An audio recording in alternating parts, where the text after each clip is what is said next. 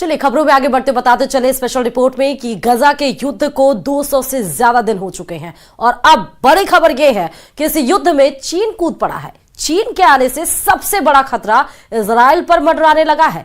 चीन ने फिलिस्तीनियों के दो गुटों हमास और फतह का आपस में समझौता करा दिया है।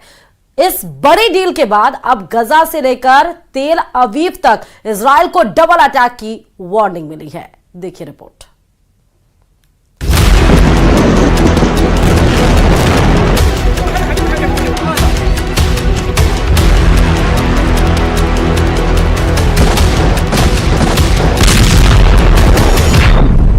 गाजा युद्ध में कूदा चीन, अब फंस गया इजराइल।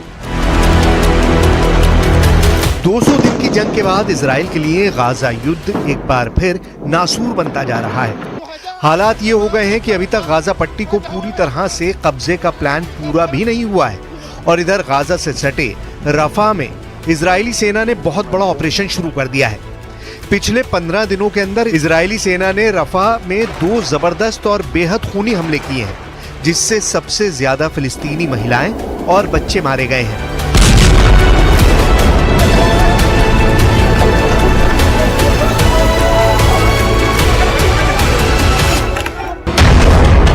लेकिन इस बीच हारते हमास ने चीन की मदद से ऐसा कदम उठाया है जो इजराइल पर बहुत भारी पड़ सकता है। दावों के मुताबिक गाजा युद्ध में एक तरह से चीन कूद पड़ा है और चीन ने अब हमास के लड़ाकों और फिलिस्तीन में मौजूद फतह समर्थकों को एक साथ एकजुट कर रहा है ताकि गाजा युद्ध में हमास के लड़ाकों और फिलिस्तीनियों को बचाया जा सके। हम आपको बता दें कि इजराइल के 2 दुश्मनों की चीन ने दोस्ती करा दी है। हमास और फतह अब मिलकर इजराइल का मुकाबला करेंगे। हमास फतह एक साथ रफा में डबल अटैक।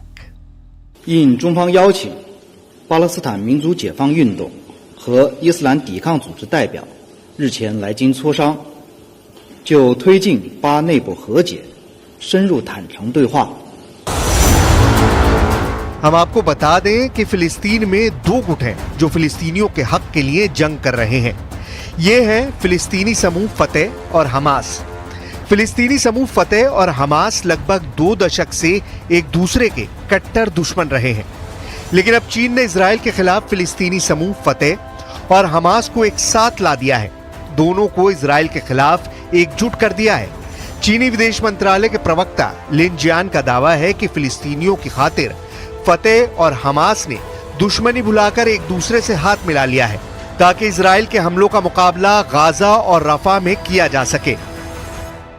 أما بالنسبة للي بنسمع عن فتح وحماس وبصير اتفاقيات والاجتماعات في الصين وشيء، بتمنى يا رب أنا مع الصين يا رب إنها تقف جنبنا وتسندنا، إحنا غلابة برضو بدنا نعيش. نأمل أن يبنى على ما تم الاتفاق عليه سابقا في هذه اللقاءات وأن نبدأ صفحة جديدة خاصة في ظل هذه। अब आप ये भी जान लीजिए कि हमास और फतह के समझौते से इजराइल को क्या नुकसान होगा।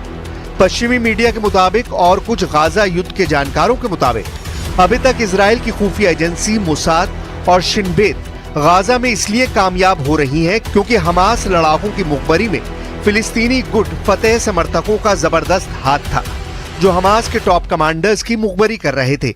लेकिन समझौता हो जाने के बाद अब हमास और फतह समर्थक मिलकर इजरायली सेना पर हमला करेंगे क्योंकि रफा में इजराइल ने हमले बहुत तेज कर दिए हैं।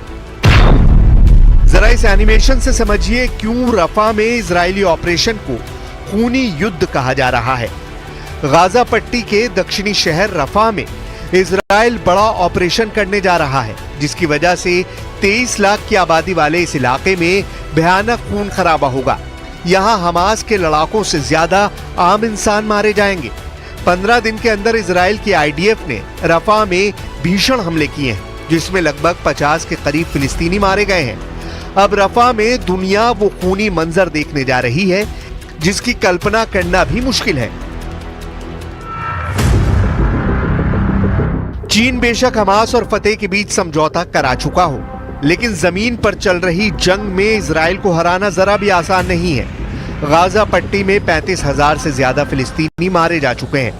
हमास के लड़ाके अभी भी इजरायली सेना पर गाजा पट्टी और रफा इलाके से हमले करने में जुटे हैं। सुरंगों का नेटवर्क अभी भी मौजूद है जहां से हमास के लड़ाके हमले कर रहे हैं। अब सवाल उठता है कि 200 दिन की जंग के बाद भी हमास अभी तक इजराइल के सामने घुटने क्यों नहीं टेक रहा है। इसके पीछे है हमास के वो नेता जो आखिरी सांस तक इजराइल से जंग करने पर आमादा है। हमास फतेह एक साथ, रफा में डबल अटैक। हमास के जिंदा 4 टॉप कमांडरों की वजह से गाजा युद्ध लगातार 200 दिन से चल रहा है। हमास का शीर्ष नेता इस्माइल हानिया है जो अभी तक जिंदा है। दूसरे नंबर पर याहिया सिनवार है जिसे खान यूनुस का कसाई कहा जाता है, जो सुरंग युद्ध में बेहद माहिर है, वो भी अभी तक जिंदा है। तीसरे नंबर पर मोहम्मद दईफ है जो हमास आंदोलन की सैन्य शाखा इस अल दीन अल कासम ब्रिगेड का चीफ है और अभी तक जिंदा है। और चौथा है हमास का नेता खालिद मिशाल जो हमास की विदेश में राजनीतिक ब्यूरो का प्रमुख है, जो जिंदा है। अब देखना होगा रफा पर इजराइल के बड़े हमले से पहले हमास और फतेह गुट के लड़ाके इजरायली कोहराम को रोक पाते हैं या नहीं।